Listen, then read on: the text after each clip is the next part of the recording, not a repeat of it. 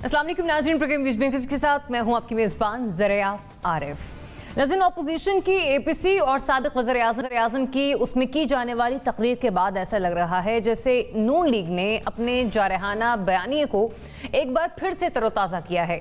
मरियम बीबी का आज का बयान और छोटे मियाँ साहब की प्रेस कॉन्फ्रेंस बज़ाहिर तो ये तासुर दे रहे हैं कि वो एक बार फिर तसादुम की राह पर चल पड़े हैं, लेकिन हमारे तज्जियाकार भी क्या ऐसा ही सोचते हैं? इन बयानात को सुनने के बाद उनका तज्जिया क्या कहता है, ये बयानात हम उन्हें आगे चलकर सुनवाते हैं और उनसे जानते हैं कि सिचुएशन आगे क्या रुख इख्तियार करने जा रही है।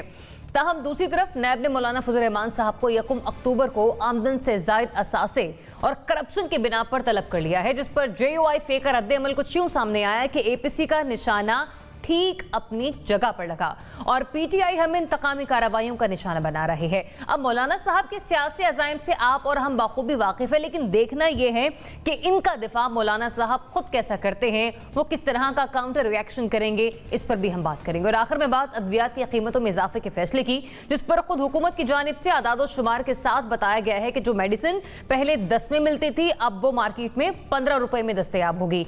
इनमें कौन कौन सी अद्वियात शामिल हैं और हुकूमत किस हिकमत अमली के तहत ही फैसला कर रही है, प्रोग्राम में चलकर आपको ये भी बताएंगे। इस पर बात करने में हमारे साथ मौजूद होंगे सीनियर सहाफ़ी तज्ज़ियाकार नासिर चगताई साहब। NBC बहुत शुक्र प्रोग्राम में अपना वक्त देने के लिए। सीनियर तज्ज़ियाकार लेफ्टिनेंट जनरल रिटायर्ड गुलाम मुस्तफ़ा साहब भी प्रोग्राम में हमारे साथ शामिल गुफ्तगू होंगे। जनरल साहब, thanks for joining us. Anchor personal तज्ज़ियाकार अनीका निसार साहब भी हमें ज्वाइन कर रही हैं। अनीका, बहुत शुक्रिया अपना वक्त देने के लिए। सहाफ़ी तज्ज़ियाकार कामरान यूसुफ साहब भी आज के प्रोग्राम में हमारे साथ शामिल गुफ्तगू होंगे और तज्ज़ियाकार ज़ुनैरा अज़ीज़ साहिबा भी हमें ज्वाइन कर रही हैं। तो सबसे पहले बात करते हैं पाकिस्तान मुस्लिम लीग नून की सियासत के हवाले से किस किस्म के बयानात आज मंजर-ए-आम पर आ रहे हैं। मियाँ साहब की तकरीर तो वीकेंड की हमें और आपको याद है कि क्या क्या जुमले उन्होंने इस्तेमाल किए थे। मरियम बीबी आज क्या कह रही हैं, जरा उनकी ज़बानी सुनिए।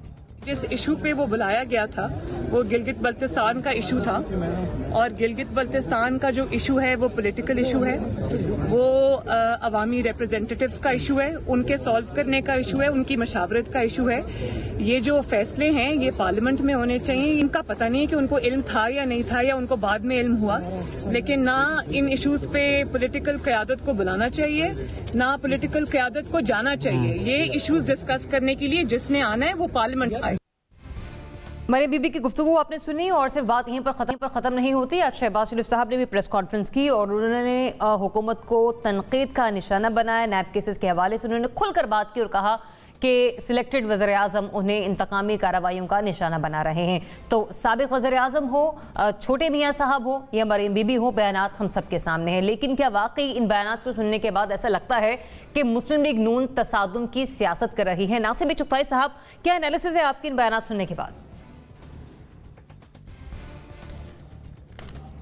पहले तो एक बयान और शामिल कर लें इसमें, शहजाद साहब का, जो क्या है वज़ीर मुशीर वगैरह हैं कोई ये, और एहतसाब के एहतसाब और वजारत दाखिला कई चीज़ें इनके पास हैं। इन्होंने कहा है कि मरियम ने शहबाज शरीफ को पार्टी से निकाल दिया। पहले तो ये काबिल इतराज़ है। मैंने बहुत तलाश किया मरियम के बयान में जुमला कि हमने निकाल दिया है। नवाज शरीफ का कोई बयान ऐसा नहीं आया, इस तरह का बयान नहीं आया, बल्कि सालगिरह मुबारकबाद है, मेरे अब्बा की जगह हैं उनकी तरह वगैरह वगैरह, और फिर उन्होंने कहा तुम खुश रहो। इस तरह के प्यारे प्यारे बयान आते हैं। जहाँ तक ताल्लुक़ है आपके सवाल का, तसादुम किससे करेगी मुस्लिम लीग नून? आपस में करेगी? मेरा ख्याल है नहीं, ये मुमकिन नहीं है। अगर मैं बताऊँ आपको कि मियाँ शहबाज शरीफ शायद अपना नुकसान बर्दाश्त कर लें, लेकिन अपने बड़े भाई से बेवफाई नहीं करेंगे, ये बात तय है। ये हो सकता है कि उनका सॉफ्ट कॉर्नर हो। बैड कॉप जनरल साहब जानते हैं, और गुड कॉप, इनकी इस्तिलाहात हमारे सामने हैं और ये इस्तेमाल होती रहती हैं। तो मेरा अपना ख्याल ये है कि शेख रशीद के बयान ने जो माहौल ख़राब किया है, मैंने उस दिन भी आपसे अर्ज़ किया था कि क्या शेख साहब फ़ौज के तर्जुमान हैं? क्या ISPR ने अपना फ़राइज़ अदा करना छोड़ दिए? क्या फ़ौज अपना बयान अब शेख साहब के ज़रिए देगी?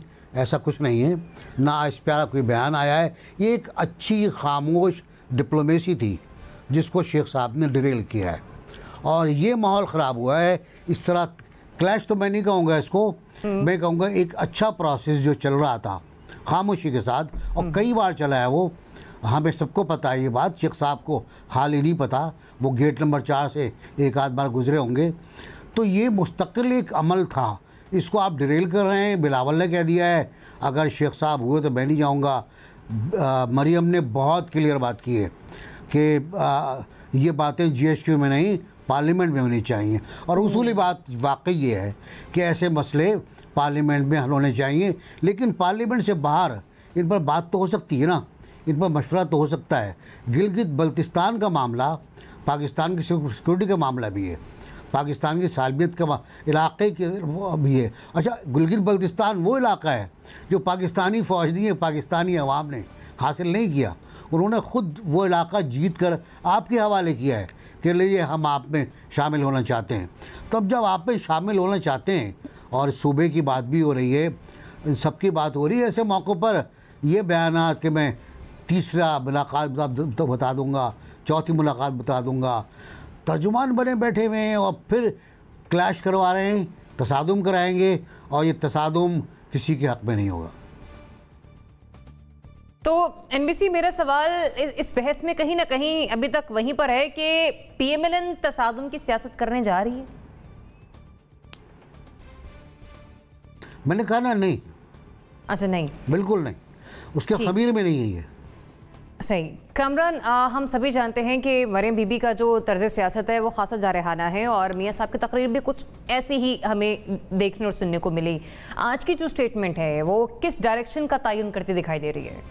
देखिए, मुझे तो इसमें कोई शक नहीं है कि ये बिल्कुल एक, आप उसे तसादुम कहें या 2 साल से जो खामोशी थी नवाज़ शरीफ की और मरियम नवाज़ की, उनको उन्होंने तोड़ा है और जो उनके बकौल जो भी उनका नुक्ता नज़र है अब उसको खुल करके वो पेश कर रहे हैं। क्योंकि इससे पहले जब वो खामोश थे तो ये यकीनन स्पेकुलेशंस होती थी कि नवाज़ शरीफ का बाहर जाना, फिर मरियम बीबी की ज़मानत होना, फिर उनका ट्विटर खामोश रहना, नवाज़ शरीफ का खामोश रहना, कहीं ना कहीं किसी लेवल पे कोई अंडरस्टैंडिंग है। और वो यूँ लगता है कुछ ऐसी ज़ाहिर है कि ख़बरें भी हैं, अनकन्फर्म्ड रिपोर्ट्स हैं कि कहीं ना कहीं जो बैकग्राउंड पे डिस्कशन चल रही थी वो कलैप्स कर गई हैं और कलैप्स करने की वजह से चीज़ें पॉइंट ऑफ नो रिटर्न पे चली गई हैं। और मेरे ख्याल में तो नवाज़ शरीफ साहब की APC में वो तकरीर हो और उसके बाद आज मरियम नवाज़ के जो बयानात हों, मुझे तो इसमें कोई शक नज़र नहीं आ रहा कि अब वो खुल कर खेलना चाहते हैं। अब वो खुल कर क्यों खेल रहे हैं, इसकी वजूहात पर हमें जानना पड़ेगा। एक नुक्ता नज़र ज़ाहिर है, जैसे मैंने पहले कहा, ये है कि शायद जो बैकग्राउंड में कुछ बातचीत चल रही थी, शायद दूसरी पार्टी की तरफ से वो कमिटमेंट्स पूरी नहीं की गई या इन्होंने कमिटमेंट पूरी नहीं की। एक नुक्ता नज़र तो ये भी है कि नवाज शरीफ साहब इतने भोले नहीं हैं, 3 दफ़ा वो वज़ीर आज़म रहे हैं, शायद उन्होंने मौजूदा सिस्टम के अंदर कुछ ऐसी कमज़ोरियाँ सेंस की हैं कि उनको ये बताया गया कि ये मौका है कि आप लोहा गर्म में टारगेट करें तो आपको शायद कोई रिलीफ मिल सकता है। क्योंकि एक खबरें ये भी आ रही थी कि ना सिर्फ इमरान खान मजीद 3 साल पूरे करेंगे बल्कि ये जो मंसूबा है वो 2028 तक का है कि शायद वो ये सिस्टम 2028 तक चले, अगले इलेक्शन के बाद भी चले। तो फिर जो बाकी जमातें हैं उन्होंने कहा कि अगर ये वाला सिस्टम हुआ तो आप हमें बिल्कुल दीवार से लगा देंगे, तो फिर हमारा क्या होगा। तो इन चीज़ों को सामने रखते हुए ये अब मेरे ख्याल में एक ओपन कॉन्फ्रंटेशन यकीनन हो रही है। लेकिन इसके अंदर एक पॉजिटिव भी है। मैं ये मानता हूं कि देखिए, हम टीवी के ऊपर बैठ के बहुत सी ऐसी बातें करते हैं, हमारी मजबूरी होती है, बहुत सी बातें नहीं भी कर सकते। ये अच्छा है कि लोगों को, अवाम को रियलिटी पता लग रही है। इस मुल्क में जमहूरियत है, बिल्कुल जमहूरियत नहीं है। इस मुल्क में बिल्कुल बहुत से ऐसे इश्यूज हैं जो पहले ड्राइंग रूम्स में बैठ के डिस्कस हुआ करते थे। बज़ाहिर ये बुरा लग रहा है, लेकिन मेरा ये मानना है कि शायद ये जो डिबेट है, ये डिस्कशन है, हो सकता है कि एवेंचुअली रियलाइज करवाए तमाम लोगों को, वो पॉलिटिशियन हो, वो एस्टेब्लिशमेंट हो, वो जितने भी स्टेक होल्डर्स हों, कि हमसे कहाँ पे गलतियाँ हो रही हैं। आफ्टर ऑल नुकसान पाकिस्तान का हो रहा है। आई होप कि ये तमाम जो डिबेट है कल्मिनेट हो एक ग्रैंड डायलॉग के अंदर और उसके अंदर फिर एक नया सोशल कॉन्ट्रैक्ट आए। और सबसे मुश्किल ज़रूर है लेकिन आसान हल भी है, एक काम कर लें, वो कोई भी हो, आइन और कानून के ऊपर अमल दरामद करें, कोई होली काऊ इस मुल्क में ना हो। मेरे ख्याल में वो नुक्ता आगाज़ हो सकता है।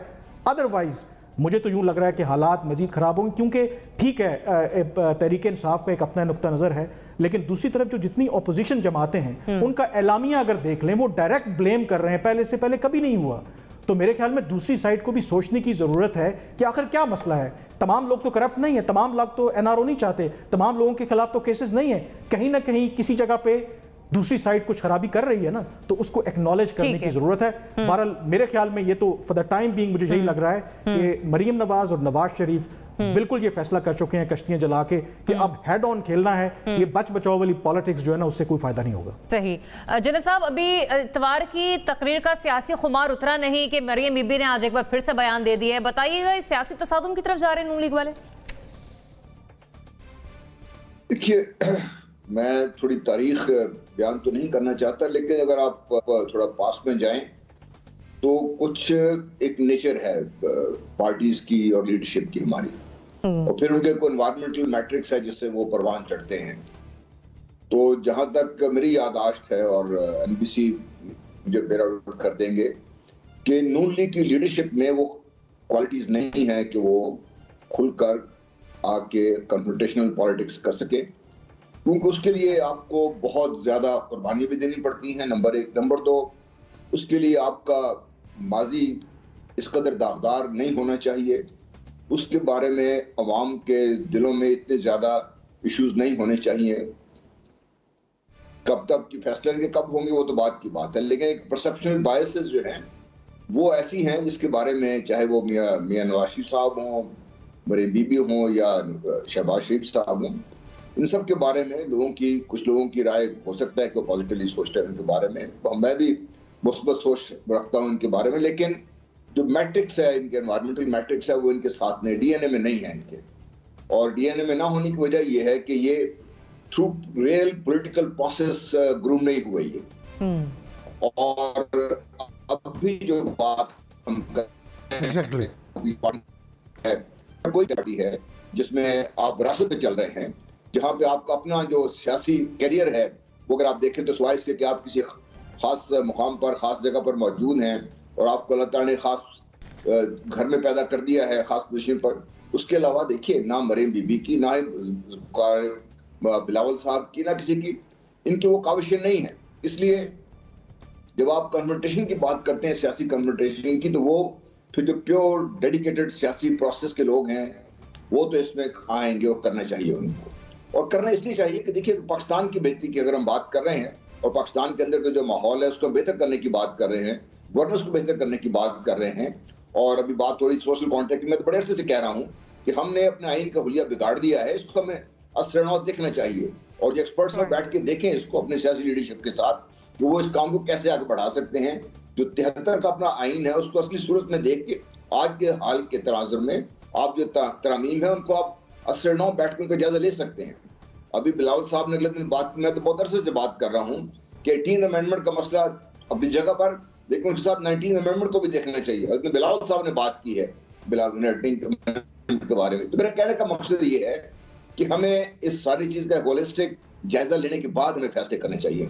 और इसमें अगर तुम्हारी सियासी जो लीडरशिप है वो सिर्फ इस हद तक कि मेरी कहां तक बचत होगी, मैं कैसे अपने आप को बचाऊंगा, मैं कहां पे खड़ूंगा, वहां तक खड़े हैं, तो फिर ये कॉन्फ्रंटेशन हो नहीं सकती। और अगर तो किसी मतलब जनरल साहब, आप ये कहना चाह रहे हैं कि ये सियासी जुमलाबाजी तो हो सकती है मुस्लिम लीग नून की तरफ से, लेकिन तसादुम की सूरत हाल की तरफ बढ़ते हुए दिखाई देना आपको ऐसा कुछ नजर नहीं आ रहा, इतना पोटेंशियल नहीं लग रहा आपको? जी नहीं। ठीक है। अनिका, आपको क्या लग रहा है ये जो मुस्लिम लीग नून की तरफ से इस वक्त जो सियासी माहौल गरमाया जा रहा है वो उन्हें तसादुम की तरफ लेकर जा रहा है? देखो, मुझे आज 4:15 बजे तक ये यकीन था कि PMLN तसादुम की राह पर गामजन हो गई है और अब there is no point of return. अब यहाँ से वापस जाना PMLN के लिए पॉसिबल नहीं है। लेकिन जब शहबाज शरीफ साहब की आज प्रेस कॉन्फ्रेंस शुरू हुई तो मुझे शहबाज शरीफ साहब अपनी बर्थडे वाले दिन थोड़े डिफेंसिव नजर आए, क्योंकि नवाज शरीफ साहब ने ऑल पार्टीज कॉन्फ्रेंस में एक ऑफेंसिव टोन का तयन कर दिया था, एक राह दे दी थी कि अब इस ऑफेंसिव राह के ऊपर चल के आप वो अटेन कर सकते हैं, प्रेशर डाल के गवर्नमेंट को या किसी को भी जो आप अटेन करना चाहते हैं, या एटलीस्ट कुछ रिलीफ जरूर ले सकते हैं। लेकिन आज की प्रेस ब्रीफिंग के अंदर शहबाज शरीफ साहब ने चार्जशीट देने की बजाय उनको गवर्नमेंट को तनकीद का निशाना इस बात पे बताने की बजाय या बनाने की बजाय कि हुकूमत क्या कर रही है, उन्होंने ये बताना शुरू कर दिया कि हुकूमत ने या PTI ने PMLN को कब कब तनकीद का निशाना बनाया और कैसे कैसे उनकी ये बात गलत है या किस तरीके से इल्जामात साबित नहीं हुए। तो मुझे सुबह मरियम नवाज साहिबा की टोन ऑफेंसिव नजर आई। मुझे लगा कि मरियम नवाज साहिबा is going to take no nonsense at all and she is going to stand on what her father started. जो उनके वालिद साहब ने बात कर दी संडे को, वो उसी के ऊपर डटी हुई है। लेकिन 4:15 बजे की प्रेस कॉन्फ्रेंस के अंदर मुझे ऐसा कुछ नजर नहीं आया। मुझे ऐसा लगा कि अब भी एक रास्ता है, मफाहमत हो सकती है और मफाहमत के रास्ते पे गामजन होने के लिए तमाम के तमाम PMLN के लोग तैयार होंगे। शायद मरीम नवाज साहिबा तैयार ना हो, नवाज शरीफ साहब तैयार ना हो, लेकिन PMLN ओवरऑल सियासी ऑब्लिवियन में नहीं जाना चाहती, जिसकी बुनियाद के ऊपर वो अपने रास्ते, अपने दरवाजे खुले रखेगी किसी भी किस्म की मुसालहत या मफाहमत के। सो इसलिए मुझे नहीं लगता कि PMLN जो है किसी किस्म के तसादुम की तरफ जाएगी, और इसलिए भी नहीं जाएगी क्योंकि उनको मालूम है कि जो जमातें उनके दाएं बाएं खड़ी हैं जॉइंट ऑपोजिशन के अंदर, वो माजी में भी धोखे देती रही हैं, हाथ थामे गए, हाथ झटके गए और कई दफा इस जॉइंट ऑपोजिशन का शिराजा भी बिखरा। इसीलिए मुझे ट्रस्ट डेफिसिट भी नजर आता है, इस बात का फुकदान भी नजर आता है कि एक दूसरे के ऊपर अंधा एतमाद किया जाए। हर जमात के गोल्स भी डिफरेंट हैं, हर जमात का तरीकाकार भी डिफरेंट है और सोच भी डिफरेंट है, मैनिफेस्टो भी डिफरेंट है।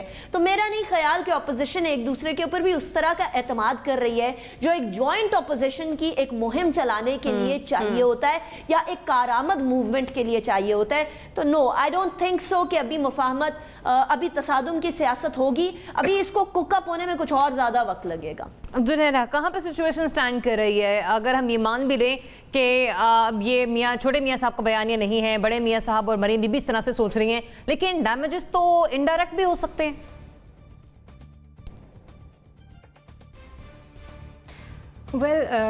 नून लीग के DNA में जारहियत नहीं है, बिकॉज़ ये कभी भी बहुत फेयर प्ले के साथ तो आए नहीं है। सियासत में भी आने का तरीका इनका कोई बहुत स्ट्रेट फॉरवर्ड नहीं था और रूल करने के तरीके में भी ये बहुत स्ट्रेट फॉरवर्ड नहीं रहे हैं कभी भी।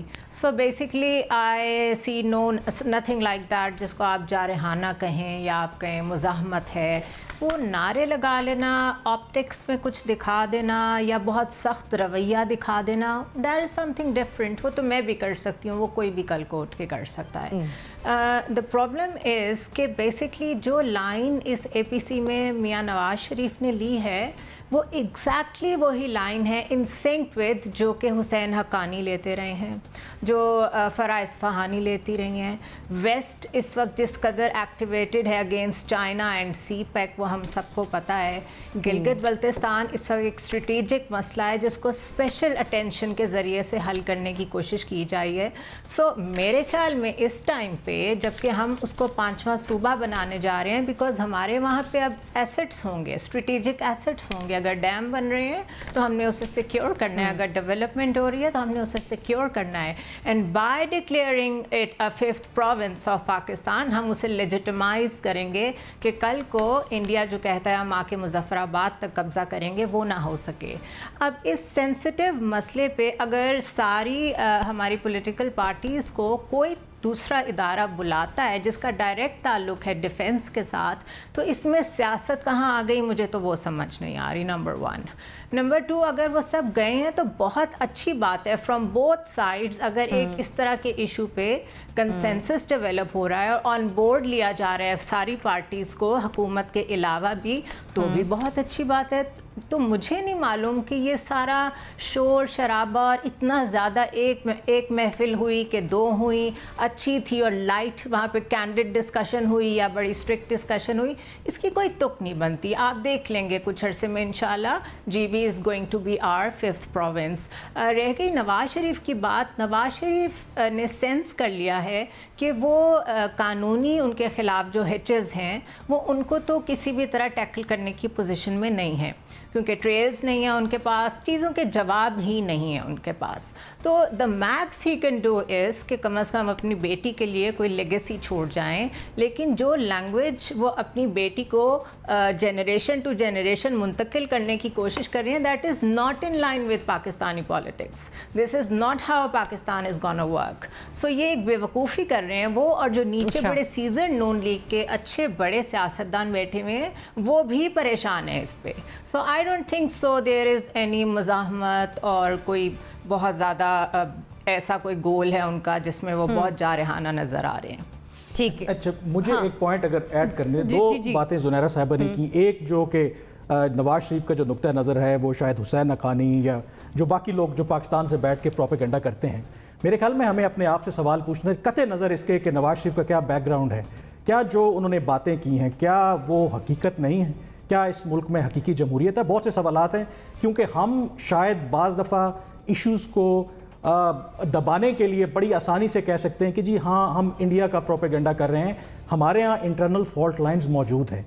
दूसरा, गिलगित बल्तिस्तान वाली मीटिंग की जो बात होती है बिल्कुल सही है कि उसमें डिफेंस और सिक्योरिटी के मामलात हैं, अगर अस्करी लीडरशिप बुलाती है तो बिल्कुल जाना चाहिए, लेकिन वो क्यों बुलाते हैं ये भी मैं आपको बता दूं कि इन 2 सालों में जितनी क्राइसिस आए, हमारे जो वज़ीर-ए-आज़म इमरान खान हैं, आई एम सॉरी टू से, वो वज़ीर-ए-आज़म इमरान खान के तौर पे एक्ट नहीं करते। इवन बालाकोट का जो वाक़या हुआ उसके बाद नेशनल सिक्योरिटी की एक मीटिंग हुई, मैं ये आपको फर्स्ट हैंड अकाउंट बता रहा हूँ, जब मिलिट्री लीडरशिप ने उनसे कहा कि सिचुएशन बड़ी गंभीर है, आपको अपोजिशन से बात करना पड़ेगी, तो इमरान खान साहब ने कहा मैं बात नहीं करूँगा, आप बात करें। तो ये जो मीटिंग का वेन्यू है, ये प्राइम मिनिस्टर साहब मीटिंग कॉल करते, मिलिट्री लीडरशिप वहाँ पे होती और फिर उनको ब्रीफ करती, तो ये बहुत बेहतर था। तो ये चीज़ें हमें नहीं भूलनी चाहिए कि बेशक हमारे जो एक्सटर्नल एनिमीज हैं हमारे खिलाफ काम कर रहे हैं, लेकिन एक सीरियस इंटरनल इश्यूज हमारे अंदर हैं। जब तक हम उस मुनाफकत को नहीं छोड़ेंगे, जब तक हम डायरेक्ट उन इश्यूज को हेड ऑन नहीं करेंगे, हमारे मसाइल हल नहीं होंगे। सेकेंडली हमें जो गद्दारी के फतवे हैं ना वो भी देना बंद कर देना चाहिए मेरे ख्याल में। अब we should go past this, कोई गद्दार नहीं है, सब पाकिस्तान के मफाद में। ट्रू दैट, ठीक कह रही हैं आप अनिका, बिल्कुल ठीक कह रही हैं। और ऐसे में पीएमएलएन में, खैर मैं कंक्लूड सेगमेंट को बहस हम किसी और तरफ लेकर नहीं जाना चाह रहे। पीएमएलएन में कोई सियासी दमखम मौजूद नहीं, ये कलेक्टिव एनालिसिस है, वो ये अफोर्ड नहीं कर सकते कि तसादुम की राह को या उस रास्ते को अपनाएं। लेकिन कामरान ये कह रहे हैं कि मियाँ साहब और मरियम बीबी के जो मैसेजेस हैं वो क्लियर एंड शर्ट हैं कि वो लोग एग्रेसिव हो चुके हैं और अब पॉइंट ऑफ नो रिटर्न पर वो आ चुके हैं। आगे बढ़ते हैं, मौलाना साहब के हवाले से बात करते हैं। हमेशा वो हुकूमत को टफ टाइम देने की कोशिश कर रहे होते हैं और नैब के हवाले से भी तुम दो तेज़ बयान देते हैं, लेकिन अब मसला उनके लिए आन खड़ा हुआ है। नैब ने उन्हें 1 अक्टूबर को तलब कर लिया है और इल्ज़ाम यह है कि आमदन से ज़ायद उनके असासाजात हैं और करप्शन के मामलात में वो इन्वॉल्व रहे हैं। तो क्या होगा मौलाना साहब का स्टांस, कैसी रहेगी उनकी स्ट्रैटेजी? कि ये सिचुएशन, नैब का बुलावा, नैब की तलबी उनके लिए एक बड़ा मसला साबित होगा? इस पर बात कर लेते हैं। एमबीसी बताइएगा, मौलाना साहब के लिए ये तलबी, ये नोटिस कोई बड़ा मसला साबित होगा? मेरा ख्याल है मौलाना साहब के बारे में बात हो रही थी बार बार कि उनको क्यों नहीं बुलाया जा रहा, नैब में क्यों नहीं बुलाया जा रहा, कोई अंडर हैंड डीलिंग है, कोई अंडर द टेबल बातचीत हो रही है या वो उन्हीं के आदमी हैं। इस बारे में बहुत सारी डिबेट चल रही थी और मेरा ख्याल है ना बहुत अच्छा है ये मौलाना साहब के लिए कि उनको बुलाया गया। अब उससे इंक्वायरी होगी और वो भी उस सफ़े दुश्मना में शामिल हो जाएंगे जो नैब ने बनाई हुई है और जिस पर नैब अमल करेगी आइंदा। और भी नाम आपके सामने बहुत जल्दी आने वाले हैं कि जो नैब फिर बुलाएगी, जिन्हें गिरफ्तार करेगी और डाल देगी हवालात में, भूल जाएगी डाल के। बहुत से लोगों को भूल चुकी है, बहुत से लोग हवालात में मौजूद हैं और उनको भूल गई है नैब कि वो अंदर हैं या नहीं है। तो मौलाना साहब ने की सबसे इस APC की सबसे बड़ी कामयाबी मौलाना साहब के स्टैंड में, पॉइंट ऑफ व्यू में नरमी है, सॉफ्टनेस है। वो पहले कहते थे कि असम्बली तोड़ दो, असम्बली से इस्तीफ़ा दो, बाहर निकल आओ और इस हुकूमत को धक्के दे के गिरा दो। ये पहले रोज़ से कह रहे थे और अभी भी कह रहे थे। फिर उन्होंने कहा पार्लियामेंट में, सेनेट में कि हम अपोजिशन से बात नहीं करेंगे, ये हुकूमत से मिली हुई है। उन्होंने अपोजिशन से बात भी की, उसकी APC में शिरकत की, उसकी प्रेस कॉन्फ्रेंस को खुद कंडक्ट किया, खुद बयान पढ़ के सुनाया, अगरचे कहीं उससे गलती भी हो गई। और उसके बाद वो उस मुतालबे से पीछे हट गए कि असम्बली से इस्तीफ़ा दिया जाए और कुछ और किया जाए। शायद ये नैब को बुरा लगा और नैब ने कहा भाई ये तो नहीं चलेगा कि आप अपने इस मुतालबे से पीछे हटें, या तशरीफ़ ले आइए। बहुत से मुकदमात होंगे, बहुत से मामलात होंगे जो खड़े होने हैं, बहुत से इशूज़ सामने आएंगे। अभी तो इब्तिदाई इश्क है, अभी नैब के चेयरमैन साहब और भी बहुत कुछ करेंगे, आप देखते रहिए। मतलब आप ये कह रहे हैं कि मौलाना साहब के लिए कोई बड़ा मसला नहीं होगा, वो कर जाएंगे इसको भी काउंटर और कोई बड़ा मसला नहीं, नहीं कोई मसला। हाँ ठीक है, और हो भी सकता है ये उन्हें कोई पॉलिटिकल एडवांटेज भी दे जाए इस तरह की पेशियां भुगतना। Junaira, Well, NAB is just doing what NAB has been doing. मेरे ख्याल में तो कोई नई बात नहीं है। बस वो कहीं से या तो नाम आ जाते हैं या फिर ख़ुद से वो समझ लेते हैं कि अब नेक्स्ट टारगेट कौन होना चाहिए, तो हर दफ़ा एक नई शक्ल नज़र आती है। असल में एनालिसिस करते हुए ना हमारे जज्बात अगर they take the better of us, अगर हम एकदम से जज्बाती बन के बात करेंगे तो फिर वो एनालिसिस नहीं होता, वो फिर आपकी पॉलिटिकल इंक्लिनेशन होती है। So what I am trying to do is simply fact based analysis, that's all. Fazlur Rehman उनको अगर कभी कोई बुला के पूछ भी ले कि काम वो क्या करते हैं, क्योंकि मुझे नहीं, एटलीस्ट आई डोंट नो वो क्या काम करते हैं, शायद कोई बिज़नेस करते हों, लेकिन हर गवर्नमेंट में सरकारी गेस्ट हाउसेस, कमरे, लॉजेस उनको यूज़ करना, गाड़ियाँ लेना, गाड़ी लेके अगर उसका कलर पसंद नहीं आया तो कलर भी चेंज करा लेना, फिर गाड़ियाँ वापस न करना और फिर वो गाड़ियाँ कहीं और यूज़ हो रही हों, और उनके पास जो एसेट है तलबा के नाम का उनको पॉलिटिक्स में यूज़ करना, और उनको जो फंडिंग आती है उस सब को ऑन बोर्ड ले आना। ज़रूर आए अगर कोई अच्छे लोग इसको सदका जारिया समझ के मदरसों को कोई फंडिंग देते हैं तो बस उसको ज़रा मोनेटाइज कर लें, सिर्फ उसको सामने आप थोड़ा सा क्रिस्टल क्लियर कर दें कि ये यहाँ से आता है, ये वहाँ से आता है, तो कोई हर्ज नहीं है। ठीक है, बुला लिए, अच्छी बात है। सही। कामरान, मौलाना साहब की जमात की तरफ से रद्द-ए-अमल आ रहा है कि मौलाना साहब का जो एपीसी का तीर था वो ठीक निशाने पर लगा और उसका नतीजा ये नैब का बुलावा है। मेरे ख्याल में ये कोई अनएक्सपेक्टेड नहीं था, क्योंकि एपीसी में जो एलामी आया, जो फैसले हुए, उसके बाद तो ये तवक्को की जा रही थी कि गवर्नमेंट के पास जो सबसे अच्छा हथियार है वो नैब के ज़रिए ही है। और किसी ने, मेरे दोस्त ने एक ट्विटर पे बिल्कुल सही बल्कि कहा कि उनका ये इसलिए नहीं कि उनके असासों के हवाले से पूछा जा रहा है, बल्कि मेरे ख्याल में मौलाना फजलुर रहमान जो हैं वो ज़रूरत से ज़्यादा बाज़ दफ़ा बोल जाते हैं, तो शायद इसलिए उनको तलब किया जा रहा है। क्योंकि जहाँ तक एसेट्स बियॉन्ड मीन्स का ये इशू है, ये इतना आसान तरीक़ाकार है। मैं आपको यकीन से कह सकता हूँ कि अगर नैब या कोई भी इदारा मुझे तलब कर ले तो शायद मेरे लिए भी थोड़ी मुश्किल हो जाए अपने आप को उस तरीके से जस्टिफाई करना, क्योंकि ये तो सबसे आसान काम है ना कि कोई और आपको कंक्रीट एविडेंस मेरे खिलाफ या किसी के खिलाफ ना मिले, आप उसके खिलाफ ये इल्ज़ाम लगा दें भाई आपकी तनख्वाह तो इतनी है तो आप इतनी महंगी गाड़ी कैसे इस्तेमाल कर रहे हैं।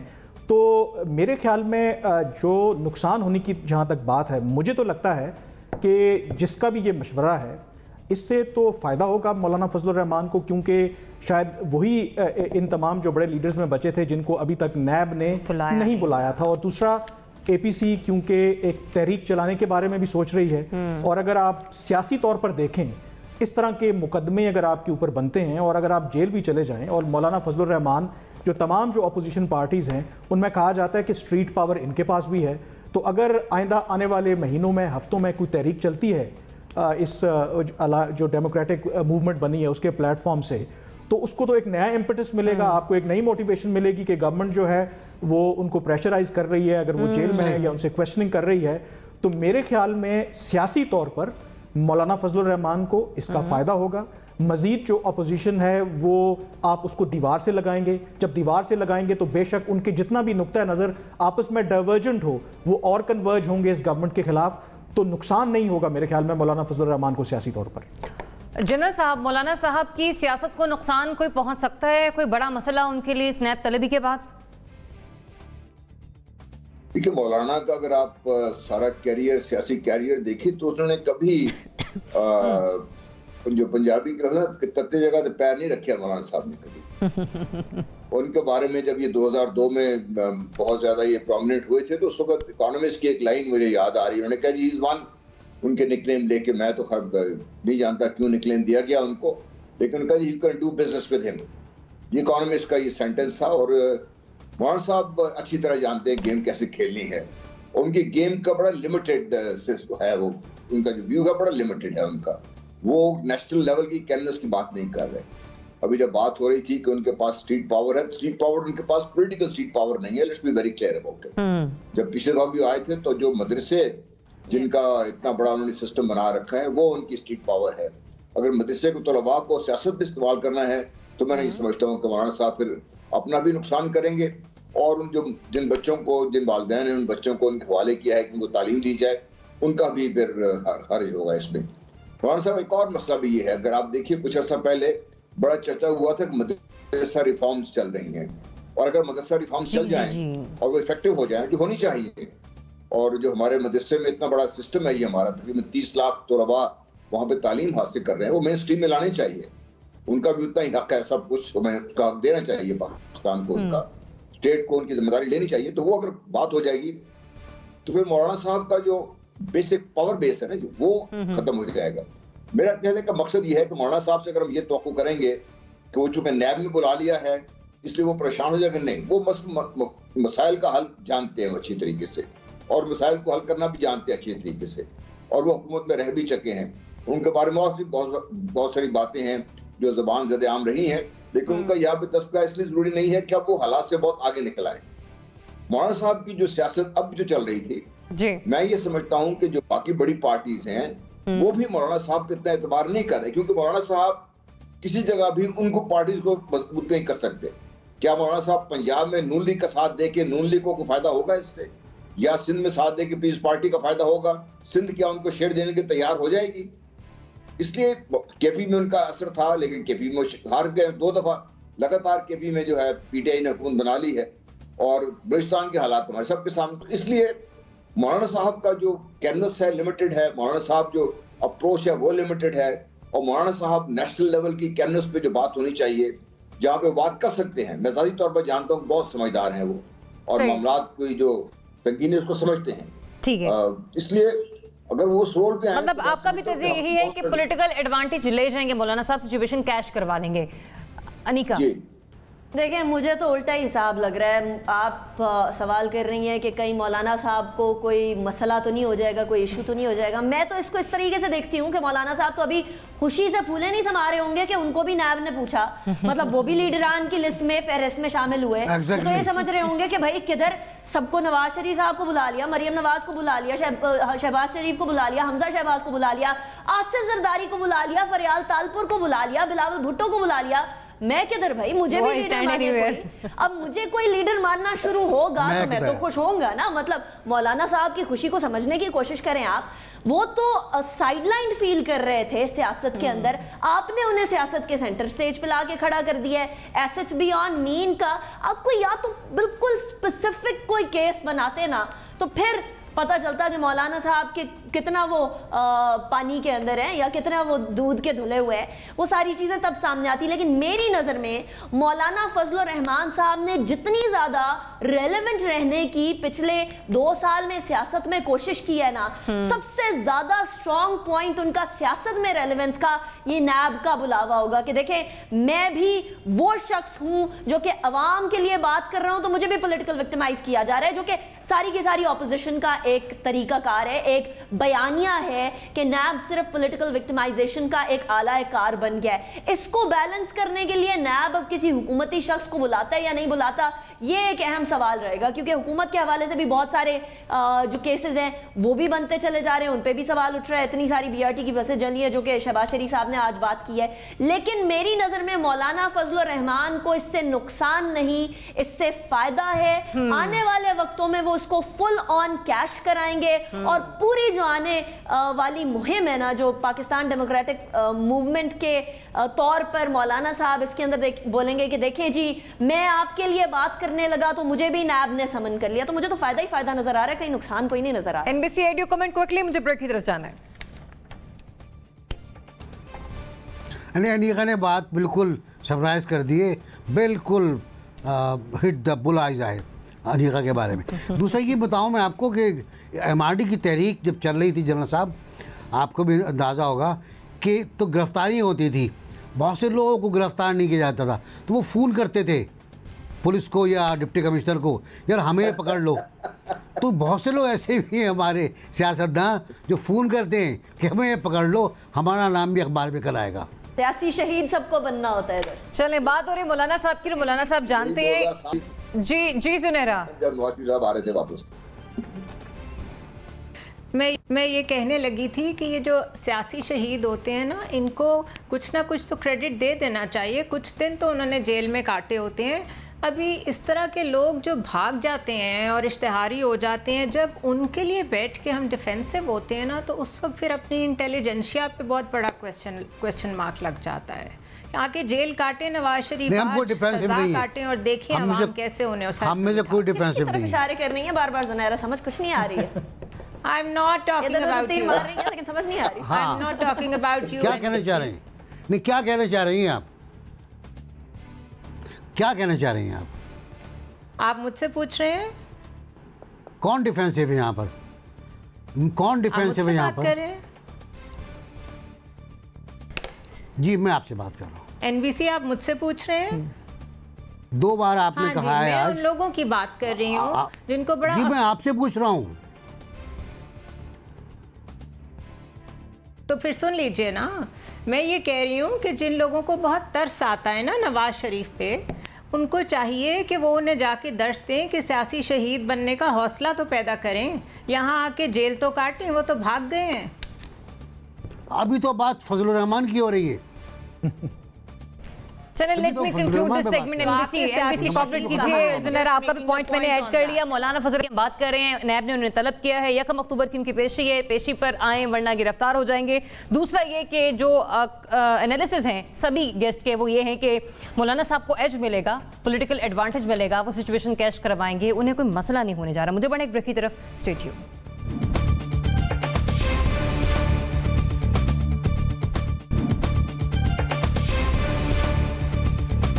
जी वेलकम बैक। मेडिसिन के हवाले से गवर्नमेंट ने आज एक अहम फैसला लिया और जिंदगी बचाने वाली 94 अद्वियाती कीमतों में इजाफे की मंजूरी दे दी है। मौगन खुसूस बरस है डॉक्टर फैसल सुल्तान साहब कहते हैं कि अद्वियाती कीमतों में इजाफा किया इसलिए गया है ताकि ये आसानी से मार्केट में दस्तयाब हों। जो अदाद शुमार वो खुद से बयान कर रहे हैं, उनके मुताबिक जो मेडिसिन पहले 10 रुपए में मार्केट में दस्तयाब होती थी, अब वो 15 रुपए में मिलेगी। जरा क्या कह रहे हैं आप, सुनिए उनकी ज़बानी। 94 की लिस्ट है, वो हम आपसे शेयर कर देंगे।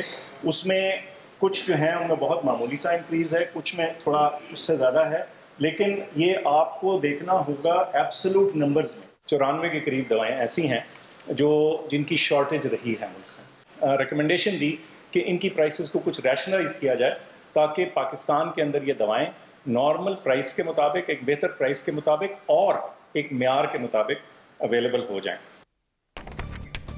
जी डॉक्टर फैसल की ज़बानी आपने सुना कि क्या वजह है, क्या सोचकर गवर्नमेंट ने ये फैसला लिया है और इन अद्वियात की फराहमी को यकीनी बनाने के लिए गवर्नमेंट को इस फैसले की तरफ आना पड़ा। लेकिन क्या इन अद्वियात की कीमतों को बढ़ाना वाकई नागुज़ीर हो चुका था? एनबीसी, आपको ऐसा लगता है कि ये हुकूमत के लिए ज़रूरी हो चुका था?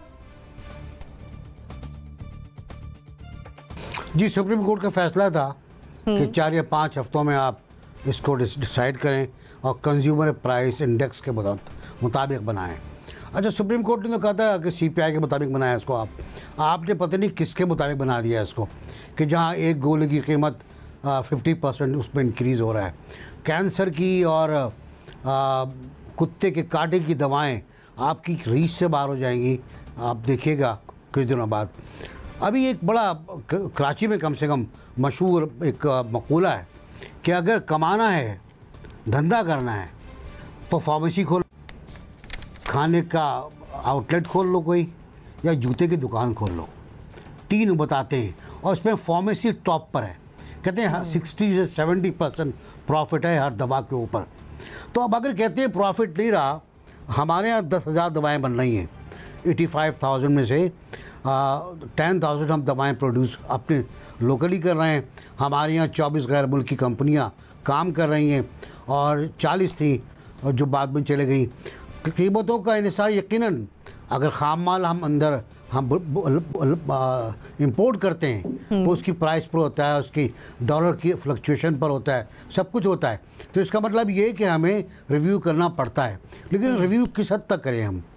क्या रिव्यू डबल कर दें कीमत को, 50% एक्स्ट्रा कर दें दवा की कीमत को? यह हमें देखना होगा। पहले भी हम कर चुके हैं, पहले हम गलती कर चुके हैं, जिसके बाद वफाकी वज़ीर साहब को पीटीआई के दफ्तर बुला के सेक्रेटरी जनरल के ओहदे पर तरक्की दे दी गई थी।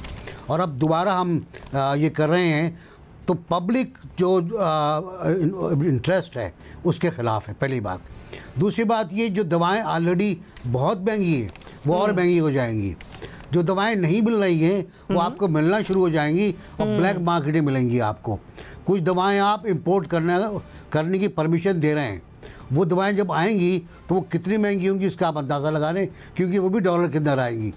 तो मेरा ख्याल ये है कि पैराडोल, पैरासीटामोल और एस्प्रिन वगैरह ये भी महंगी हो जाएंगी, ये हमारी रीच से कम गरीब की रीच से बाहर हो जाएगी।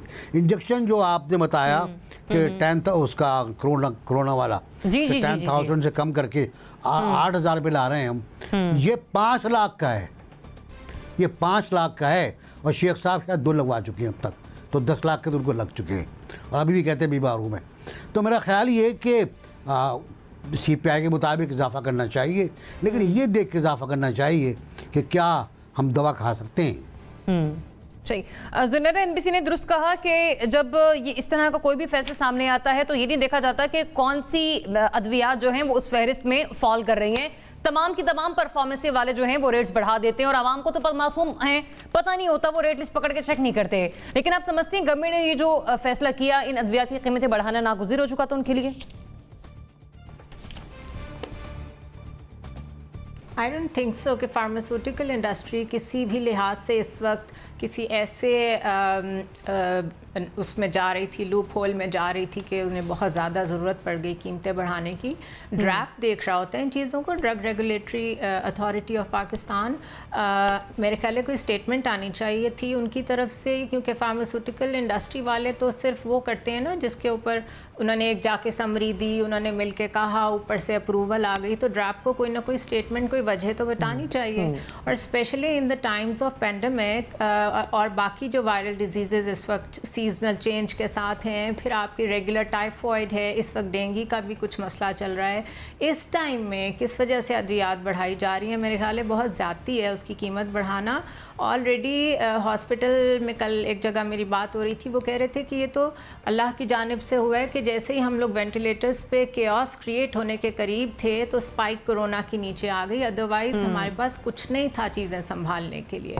तो अगर इतनी बड़े मसले से हम अभी तक बचे हुए हैं जिस भी वजह से, तो फिर मेरे ख्याल है उसको सस्टेन करना चाहिए। ये तो कोई इतना फेयर प्ले नहीं है कि आपने फ़ौरन लाइफ सेविंग ड्रग्स की भी आपने कीमतें बढ़ा दी। सो आई डोंट नो कि ये डिसीजन कहाँ हुआ है, किसके कहने पे हुआ है।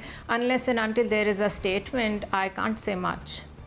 अनिका, देखिए, लाइफ सेविंग ड्रग्स पहले तो इसी के हवाले से, इसकी कीमतों के हवाले से जब ऑपोजिशन में PTI थी तो वो कहा करती थी कि शदीद ज़्यादती है कीमतें बढ़ाना उन अद्वियात की जो ज़िंदगी बचाने वाली कीमतें। फिर यही PTI थी, कहा करती थी कि पेट्रोलियम की कीमतें जो हैं वो इतना ज़्यादा आप टैक्स ले रहे हैं, इसकी कीमतों को कम होना चाहिए। यही PTI थी जो कि कहा करती थी आटे और चीनी की कीमतें कम होनी चाहिए। अब मैं वो वाली PTI तलाश कर रही हूँ, मैं वो वाली पाकिस्तान तहरीक इंसाफ तलाश कर रही हूँ जो अपोजिशन के टाइम पर बातें किया करती थी। आटे चीनी की कीमतें अभी महंगी हो गई हैं, पेट्रोलियम मसनूआत की कीमतें 30 तारीख का वेट नहीं किया जाता, 26 तारीख को इसकी कीमतें बढ़ा दी जाती हैं। अद्वियात की कीमतों के हवाले से डॉक्टर जफर मिर्जा के बारे में बहुत सारी खबरें फैलने लग गई थीं और अब दोबारा एक बार फिर लाइफ सेविंग ड्रग्स की कीमतें भी आपने बढ़ा दी हैं। मैं आपको बताती हूँ, एक हार्ट पेशेंट है, जिंदगी भर उसका रिश्ता अद्वियात के साथ बंध जाता है। एक हेपेटाइटिस का पेशेंट है, उस पेशेंट की कीमतें जो उसकी अद्वियात की हैं वो पहले ही आसमानों से बातें कर रही हैं।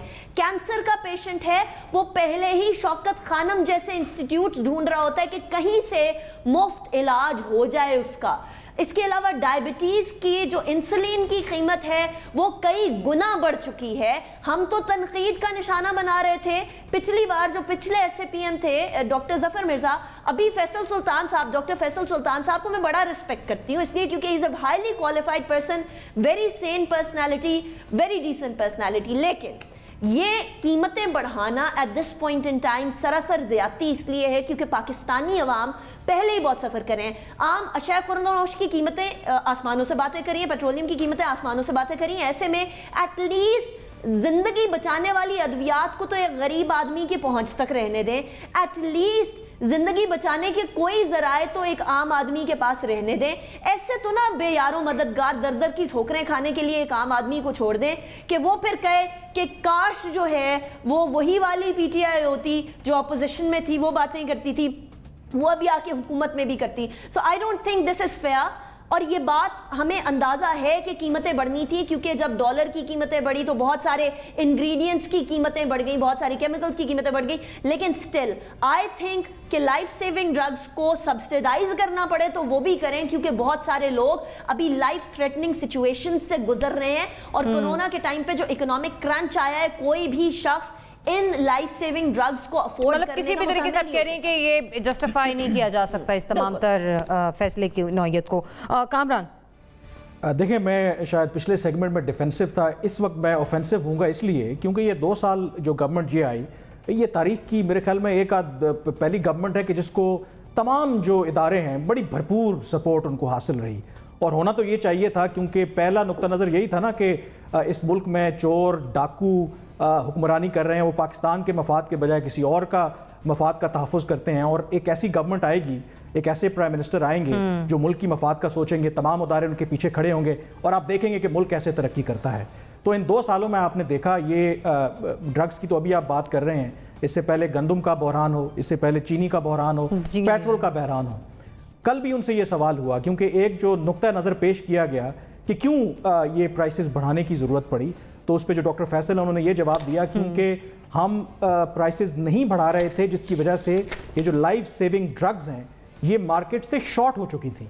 तो हमारे पास ऑप्शन नहीं था, क्योंकि फार्मास्यूटिकल कंपनीज ये अद्वियात बना नहीं रही थी, और इसलिए क्योंकि वो उनको नुकसान हो रहा था तो हमने वो अद्वियात की कीमतों में इसलिए इजाफा किया है। तो उनसे ये सवाल हुआ कि आपने गंदम और चीनी के वक्त भी तो यही किया था आपकी गवर्नमेंट ने, तो प्राइसेस तो वो नीचे नहीं आई, तो इस बात की क्या गारंटी है कि आप प्राइसेस अद्वियात की बढ़ा भी देंगे और मार्केट तो में ये अद्वियात अवेलेबल होंगी। ये अगेन रिफ्लेक्ट करता है, और वो खुद एडमिट भी कर रहे हैं कि 10 सालों में इन अद्वियात की कीमतों में कोई इजाफा नहीं हुआ, और वो उन 10 सालों में 8 साल उन करप्ट हुकूमतों के थे जिन्होंने इजाफा नहीं किया। तो आया इनकी ऐसी क्या मजबूरी है जब तमाम इदारे इनको सपोर्ट भी करते हैं और ये फिर इन माफियाज की जो हैं उनके सामने ये घुटने टेक देते हैं, कभी चीनी वाले, कभी गंदम वाले, कभी पेट्रोल वाले और अब अद्वियात वाले। क्योंकि जो रिएक्शंस आए मेडिकल एसोसिएशंस उनकी तरफ से मुख्तलिफ, उनका कहना है कि इसका तो डिजास्टर्स इम्पैक्ट होगा आम आदमी के ऊपर। और वो इस मौके पर कि जब आप कोविड के क्राइसिस निपट रहे हैं, जब आपके मुल्क में महंगाई है, जब आपके मुल्क की मईशत चल नहीं रही, रोजगार मौजूद नहीं है, और उसके ऊपर फिर आप अद्वियात की कीमतों में जब इजाफा करेंगे तो उसका बहुत बड़ा इम्पैक्ट होगा। मेरी नजर में येट अगेन ये गवर्नमेंट का अगेन फेलियर है। एक उनके गवर्नेंस के जो इश्यूज हैं 2 साल हो गए हैं, अभी तक वो सीख रहे हैं। जनरल साहब, क्या वजह तमाम तर मजबूरियां हुकूमत के आड़े क्यों आ रही हैं? देखिए, मैं तो आपसे बात करूंगा। मेरे एक दोस्त हैं जो फार्मास्यूटिकल कंपनी के मालिक हैं। चंद साल पहले हम दोनों को बुखार चढ़ा कि हम ये जो दवाइयों की कीमतें अनरीजनेबली बढ़ी हैं, इस पर हम काम करते हैं। तो एक चीज मैं आपको बता दूं, एक वो जो मुझे देखने में आया सामने, एक सॉल्ट बेस्ड सॉल्ट, वही एक कंपनी की जो दवाई बिक रही थी वो 49 रुपीज की थी, और जो दूसरी कंपनी की दवाई बिक रही थी वो 895 रुपीज की थी। वही सॉल्ट, वही सब कुछ, उसमें सिर्फ कंपनी के नाम पे फर्क पे ये कर गया है। तो और उस पे जो 49 पे बेच रहे थे उनको भी तकरीबन 300% उसमें प्रॉफिट था, क्योंकि सॉल्ट की मिकदार बड़ी कम थी। बाकी उसमें उन्होंने, ये इंजेक्शन की बात कर रहा हूं मैं, तो मेरा कहने का, देखिए बात जो मैं कर रहा हूं कि ये जो फार्मास्यूटिकल सिस्टम है, जिसकी एनएमसी भी बात कर रहे थे, ये क्योंकि हम ज्यादातर इस बारे में जानते नहीं है, मुझे भी इस बारे में कोई पता नहीं था, लेकिन उस दोस्त की वजह से मुझे सारी चीजों को पता चला। और जब वो हमने कोशिश की कि उसको हम एक कैंपेन के तौर पे चलाएं, तो किसी की जरूरत नहीं थी कि उसको उठा के टीवी पे ले आए या टीवी का प्रोग्राम कर दे कोई। इसमें बड़े बड़े नाम शामिल थे, मैंने कोशिश की लेकिन नहीं हो सका काम। इतना स्ट्रॉन्ग है ये सिस्टम सारा आपका। इसमें हुकूमत का कसूर जो है वो बहुत बड़ा है कि उन्होंने घुटने टेक दिए इसके सामने, क्योंकि दवाइयों की कीमत बढ़ने की, इस कदर ज्यादा बढ़ने का कोई इसमें जवाज नहीं है, कोई जवाज नहीं है। अगर डॉलर बेस्ड भी है तो वो इतनी ज्यादा, उसमें क्वांटिटी इतनी कम होती है। किसी भी इंजेक्शन को ले लीजिए या किसी आप टेबलेट्स को ले लीजिए या कैप्सूल को ले लीजिए, उस पर इतना ज्यादा होता नहीं। जुनैरा, आप पॉइंट रेज करना चाह रही हैं, आपने हाथ खड़ा किया। जी ज़रिया, आई जस्ट वांटेड टू से कि ये फार्मास्यूटिकल्स को तो आप सिर्फ एक ऐड ऑन समझे ना, अदरवाइज जितनी भी तरह के माफियाज़ हैं जिनको खान साहब माफियाज़ कहते हैं, चाहे वो आटे के हों, चाहे वो चीनी के हों, जो भी हों, इसी तरह पुलिस एजुकेशन सेक्टर की हमने बात की कि उनके ज़ोर देने पे इन्होंने स्कूल खोले हैं, शायद अभी नहीं खोलने चाहिए थे। ये जो बिजनेसेस हैं, बड़े बड़े बिजनेसेस हैं, यूँ लगता है जैसे उन्होंने गवर्नमेंट को टेक ओवर कर लिया है, ये हर एक के आगे सरेंडर कर देते हैं। और उसके बाद जब इनको नज़र आता है कि इनकी क्रेडिबिलिटी ख़राब हो रही है तो ये डिफेंसिव पे जाके उन लोगों को डिफेंड करना शुरू कर देते हैं कि देखिए हमने लोगों को रिलीफ भी तो देना है, हमने एक्सपोर्ट्स भी तो बढ़ानी है, हमने ये भी तो करना है। तो बेसिकली गवर्नमेंट की रिट इस वक्त चैलेंज होती है। Every time they give in to a business community तो उनकी रिट चैलेंज होती है। तो it's a failure of the government basically. ठीक है, तो बैड गवर्नेंस का एक और ये नमूना है ये इस किस्म का फैसला लिया जाना। रोटी के बगैर शायद एक गरीब पैवल है वो ज़िंदगी गुजार सकता है, लेकिन बात आती है अगर एक बीमार शख्स की, तो अद्वियात ख़रीदे बगैर, उनका इस्तेमाल लिए बगैर उसकी ज़िंदगी का गुजारा बेबस और नामुमकिन दिखाई देता है। इजाज़त दीजिए, अल्लाह हाफ़िज़।